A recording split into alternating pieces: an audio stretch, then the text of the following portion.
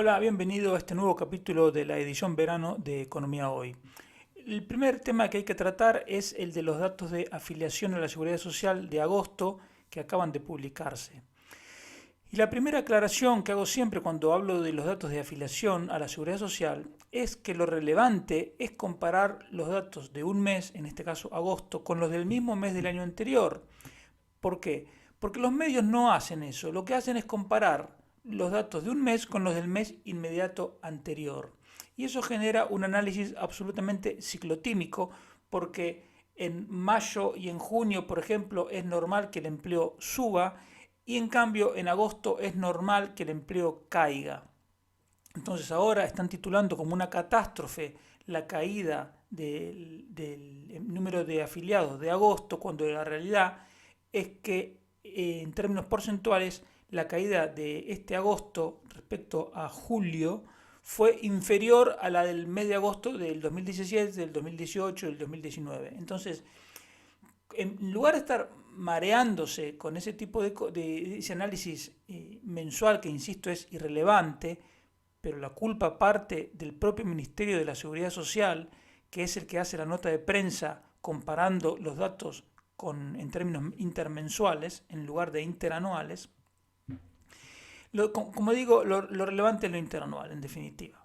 ¿Y qué vemos con esto? Vemos que en abril y mayo, por ejemplo, el empleo, comparando abril contra abril del 21 y mayo contra mayo del 21, la afiliación crecía a un ritmo del orden del 5% y era un ritmo absolutamente insostenible. Insostenible porque si para una economía, digamos, ordenada, que no acumule grandes desequilibrios, ya crecer un 5% interanual el empleo es mucho. Hacerlo en la economía española, que acumula cada vez más problemas, es algo, como digo, absolutamente insostenible. ¿Y por qué se produjo ese crecimiento? Se produjo, como te vengo comentando, por la enorme y rápida recuperación del turismo del exterior.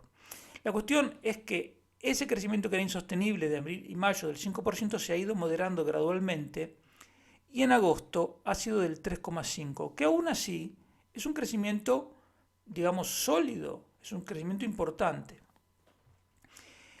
Ahora, analizando los datos, lo que uno puede anticipar es que esa moderación que ya vimos desde el 5% en abril y mayo al 3,5% en junio va a seguir y se va a acercar a final de año al 2%. ¿Por qué? Porque el crecimiento del empleo está concentrado en el sector turístico. Para que te des una idea, lo tengo apuntado aquí, la creación de empleo que ha tenido en los últimos 12 meses la industria se compensa prácticamente con la destrucción de empleo que sigue habiendo en el campo y que sigue habiendo en el servicio doméstico. Luego tienes que la construcción hace una pequeña aportación positiva y lo mismo el número de autónomos. Por lo tanto, el empleo, el 80% del empleo creado, surge del sector de servicios privados y un 11% del sector público. Esos son los dos sectores más importantes. Ahora, cuando empiezas a desentrañar digamos, la creación de empleo de los servicios privados, te encuentras que más de la mitad corresponde a sectores vinculados con el turismo del exterior, que son la hostelería, cuyo empleo crece el 14% interanual, y arte y ocio, que incluye también servicios culturales, espectáculos, etcétera, que crece el 9%. Y además hay una parte del crecimiento interanual del empleo del comercio y del transporte que también tiene que ver con el turismo del exterior.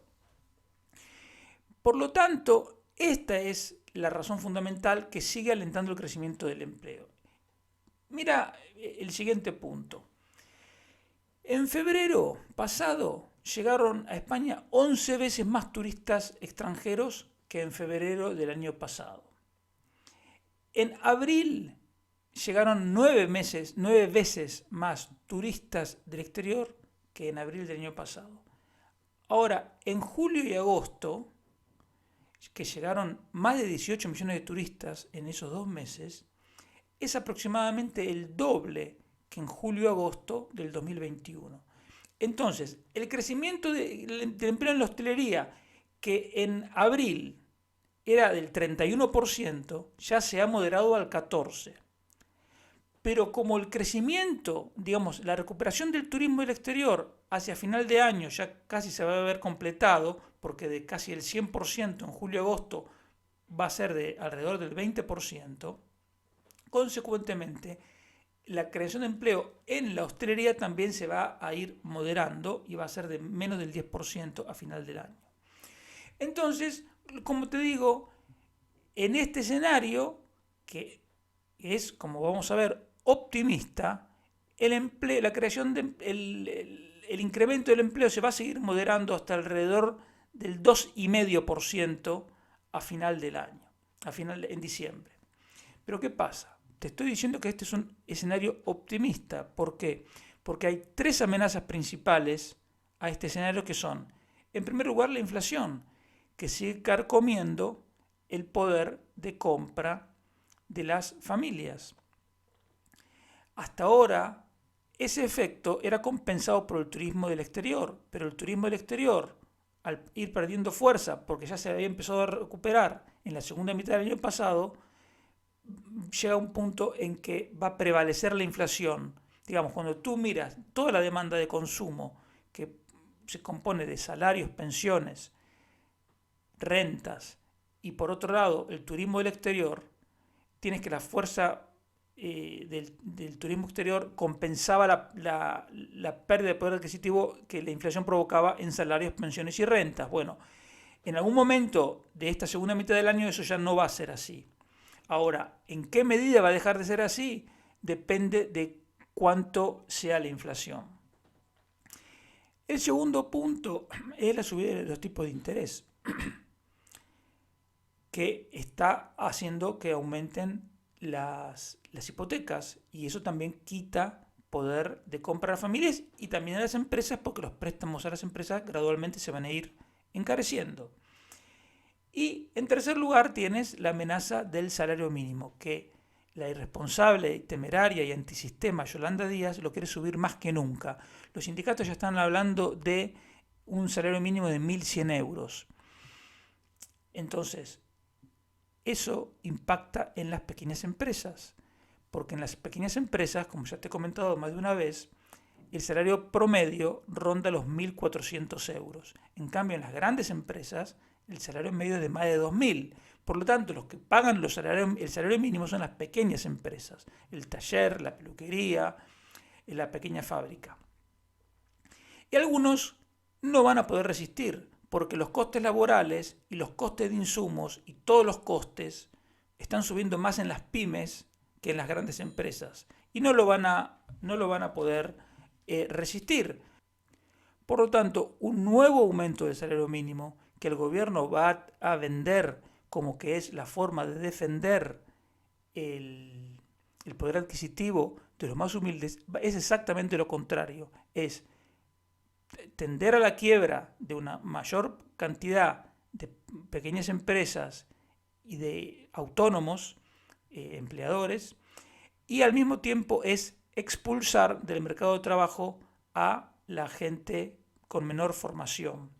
No es casualidad que en los últimos 13 meses el campo esté perdiendo empleo y que al mismo tiempo el servicio doméstico lleve 9 meses seguidos de pérdida de empleo. ¿Por qué? Porque son dos de los sectores donde una mayor proporción de gente, de ocupados en esos sectores, cobra el salario mínimo. Entonces, como te digo, no es casualidad que precisamente esos dos sectores sean los que se están comportando peor en términos de empleo. Está cayendo el empleo. Desde que Pedro Sánchez está en la Moncloa, más de 100.000 personas en el campo y en el servicio doméstico perdieron su empleo. Esa es la consecuencia de la subida del salario mínimo. Entonces, lejos de defender el poder adquisitivo de los más desfavorecidos, subir el salario mínimo le significa una caída del 100% de sus ingresos porque simplemente queda en el paro. Pero si miras esto mismo desde el punto de vista de la formación de los distintos trabajadores, ves que desde que está Pedro Sánchez en la Moncloa hay 265.000 personas menos trabajando de gente que tiene educación primaria. Y si miras de los que tienen solamente la primera etapa de la educación secundaria, hay 123.000 menos. Por lo tanto, hay casi 300.000 menos trabajando que cuando llegó Sánchez, de la gente que tiene menor formación. Ahora, ¿y qué pasa con los que tienen educación universitaria o educación superior? Pues hay más de 1 millón más trabajando. Entonces, te repito los números en términos muy gordos, hay 300.000 menos de personas que tienen hasta la primera etapa de la secundaria y hay más de 1 millón más trabajando que tienen formación superior. Más allá de que esto es un mensaje que siempre conviene repetir, que la formación es la principal herramienta para la empleabilidad de cada uno, al mismo tiempo esto significa que el salario mínimo expulsa del mercado de trabajo a los que están menos capacitados porque son los que pueden hacer tareas con menor valor añadido. Entonces, si tú obligas a pagar más de 1.500 entre cotizaciones sociales, pagas extraordinarias, etcétera, pues simplemente no se puede contratar. A esa gente la expulsan del mercado de trabajo o la obligan a trabajar en negro. En definitiva, el empleo va a ir a menos en lo que resta del año y aún en un escenario optimista se va a desacelerar hasta el entorno de 2,5. Si además la inflación sigue muy alta, los tipos de interés suben más de lo previsto y se hacen los locos y sube el salario mínimo a 1.100 o más, pues las consecuencias serán menor creación de empleo. Hablando de inflación, el gobierno está anunciando la rebaja del IVA del gas ahora del 21 al 5% para los últimos 3 meses del año. Entonces, el comentario habitual es decir, bueno, estos son unos improvisados, que lo son, porque hace pocas semanas decían que una medida así era cosmética y ahora dicen que no, que lo han estudiado y que es algo serio y que hay que hacer. Pero lo que ha hecho cambiarles el criterio es que si alguien se ha dado cuenta en la Moncloa que reducir el IVA es la forma del gas, es la forma más práctica que tienen para bajar el IPC. Tú fíjate lo siguiente, en julio, que es el último dato publicado, la inflación es el 10,8. El IPC, mejor dicho, ha subido un 10,8 interanual. Bien. Pero si tú miras el IPC a impuestos constantes, te das cuenta que la variación del IPC a impuestos constantes es del 11,5. ¿Y por qué hay una diferencia de 10,8 a 11,5, casi un punto porcentual? La diferencia es por la reducción del IVA a la electricidad. Entonces, alguien se habrá dado cuenta, dice, si bajamos el IVA del gas también, a lo mejor podemos bajar otro punto. ¿Y esto por qué le interesa al gobierno? ¿Para defender el poder adquisitivo de la gente? Ni lo sueñes, eso les importa 3 pitos. Es para intentar que la revalorización de las pensiones según el IPC cueste lo menos posible. Por eso hablan de los últimos 3 meses del año, para que la inflación con la que se va a calcular el reajuste de las pensiones sea el menor posible. Y entonces se han dado cuenta que a ellos les conviene, porque dice, si bien vamos a perder recaudación por bajar el IVA del gas en los últimos 3 meses del año, nos vamos a ahorrar mucho más que esa pérdida porque el reajuste de las pensiones va a ser menor. Tú fíjate que los pagos de pensiones estamos hablando de alrededor de 130.000 millones de euros a lo largo del año. Por lo tanto, un punto porcentual son 1.300 millones de euros. O sea, estamos hablando de muchísimo. Y a lo mejor de lo que pierdan de IVA en estos 3 meses del año pueden ser 200 millones. Por lo tanto, es negocio para el gobierno. Pero lo que es negocio para el gobierno no es negocio para nosotros. Eso hay que tenerlo en cuenta. ¿El gobierno somos todos? No. El gobierno es un grupo de políticos que fundamentalmente se dedican a expoliarnos, y mucho más en el caso actual, cuando dentro del gobierno tienes a comunistas antisistemas que quieren voltear nuestro sistema de libertades, y otra cosa somos nosotros. Entonces, simplemente el comentario era ese. O sea, no hay nada de defensa de los intereses de la gente. Hay simplemente un cálculo coste-beneficio de los políticos que no gobiernan, y se han dado cuenta que les compensa rebajar este IVA para que el saldo a favor de ellos sea mejor. Que va a tener un beneficio, también hay que admitirlo, en términos del déficit fiscal. Ahora, el punto es que lo mismo que te comentaba la semana pasada, esto nos muestra que tenemos malas leyes. Malas leyes. Porque el ministro Escrivá, que es un gran irresponsable, que es un gran generador de déficit público, porque es el que motorizó el ingreso mínimo vital también, y es el que está promoviendo el nuevo expolio de los autónomos y el aumento a las cotizaciones sociales, porque se le ocurrió derogar el factor de sostenibilidad que estaba aprobado. O sea, es un gran irresponsable. Este ministro ahora tiene razón cuando dice que el reajuste de las pensiones no es algo que haya que debatir, sino que es algo que hay que cumplir porque es una ley. Y tiene razón, es una ley. Ahora, la aberración es que todos los partidos que estaban en el Pacto de Toledo apoyaron el ajuste de las pensiones según el IPC. Y eso es una barbaridad, porque ajustar por el IPC significa ajustar sin tener en cuenta las posibilidades del sistema, y el sistema está quebrado. Esto demuestra que tenemos entonces, como digo, malas leyes, que en gran medida hechas por demagogos e irresponsables.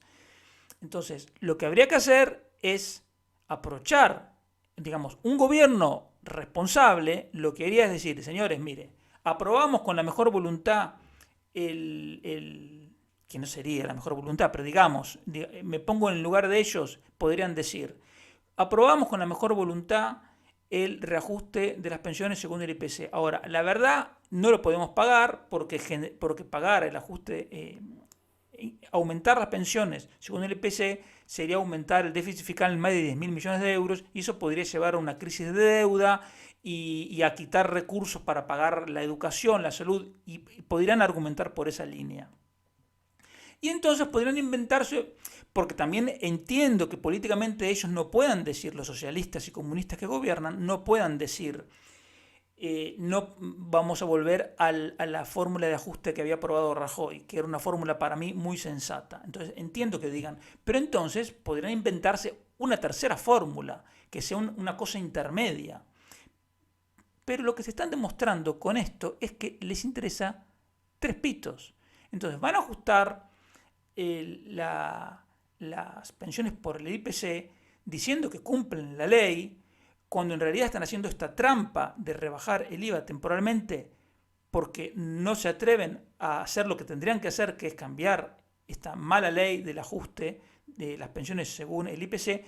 Pero lo grave es que todos los partidos que están en el Pacto de Toledo apoyaron esto, y esa es la gran barbaridad. Apoyar, digamos, ajustar las pensiones por el IPC es algo que podría hacer un gobierno que tuviera un país que tuviera una moneda sólida, con una inflación que se midiera en décimas, por lo tanto, que pudiera ser factible que la productividad aumentara mucho más que la inflación, de manera tal que los salarios aumentaran más que la inflación, es decir, que los salarios ganaran naturalmente de manera genuina, sana, poder adquisitivo, y entonces sí se podría pagar un aumento de las pensiones, pero eso no pasa en España. En España la productividad está en caída y encima estos irresponsables quieren aumentar, quieren no, lo van a hacer, van a aumentar las pensiones por el IPC, y en eso se han puesto de acuerdo todos los que están en el Pacto de Toledo. O sea, otra muestra de que tenemos leyes muy malas, y los malos resultados de la economía y del mercado de trabajo que vamos a ir viendo en los próximos meses y trimestres son la consecuencia de las malas leyes. Por eso hay que cambiar de raíz con la concepción con la que se ha venido gobernando España estos años. Pero eso es otro tema más largo. Y el tercer tema que te quería comentar era el de los tipos de interés desde otro punto de vista, porque estaba escuchando en la radio que la gente diciendo, bueno, está subiendo el Euribor, entonces ahora que me conviene pasarme una hipoteca de tipo fijo, de tipo variable, etc. Y está el tema mal enfocado. Para empezar, los datos. Los datos son, como te decía la semana pasada, que el Euribor cerró en 1,25 en la media de agosto. Es el valor más alto de los últimos 10 años, a pesar de que es un valor de poco más de la mitad del objetivo de inflación del Banco Central Europeo. Por lo tanto, un nivel razonable, normal, para un área económica que tiene como objetivo de inflación el 2, es que el Euribor fuese 2,5 o 3, por ahí. Por lo tanto, un Euribor normal tendría que ser del doble que este, más o menos. Ahora, ¿qué pasa? La gente se está agarrando de los pelos, los que pueden, por esta subida del Euribor. Y los medios están alentando eso. Pero la gente tiene que saber, en primer lugar, lo siguiente. Los tipos de interés ahora siguen siendo artificialmente bajos. Y como digo, si la economía monetaria se normalizara, el Euribor tendría que subir mucho más. Entonces el enfoque no es si me conviene sacar una hipoteca de tipo fijo o tipo variable. Lo que tú tienes que pensar primero es si vas a poder pagar la cuota. Y entonces lo que corresponde hacer, así como cuando compras una acción, es tener un margen de seguridad. Entonces, si tú sacas una hipoteca, tienes que sacarla teniendo un margen de seguridad, no estando al límite de tu capacidad de pago. Tú tienes que pensar, bueno, ¿y qué pasaría si la cuota me aumenta un 40%? ¿La puedo pagar? Si no la puedes pagar, no saques esa hipoteca. Tienes que sacar una hipoteca de un plazo más largo, que tenga una cuota más baja, o comprar una casa más chica. Porque el problema que está viendo ahora es el típico problema que surge con las manipulaciones de los tipos de interés. Que mucha gente, familias y empresas, son engañados pensando que pueden encarar una inversión, sea una compra de vivienda, o sea la ampliación de una fábrica o la compra de maquinaria, porque el coste financiero, es decir, los tipos de intereses son unos, cuando en realidad esos tipos son totalmente anormales y artificialmente bajos. Entonces, hay gente que se acostumbró durante 3, 4, 5 años a pagar un Euribor ridículo porque estaba el Euribor en terreno negativo, algo contra natura, y ahora se asustan porque sube los tipos de interés. Esa gente fue engañada, y eso es lo que pasa siempre cuando se manipulan los tipos de interés, que hay gente que cree que puede pagar una cosa cuando en realidad no la puede pagar. Entonces lo que tiene que saber la gente es que los tipos de interés, lo más normal, y en realidad ojalá desde el punto de vista de alcanzar una economía normal, tendrían que ser más altos. Ahora, ¿qué puede pasar en la realidad? Puede pasar cualquier cosa, porque ya hay gente que está diciendo que a principios del año que viene el Banco Central Europeo se va a ver forzado a bajar los tipos de interés.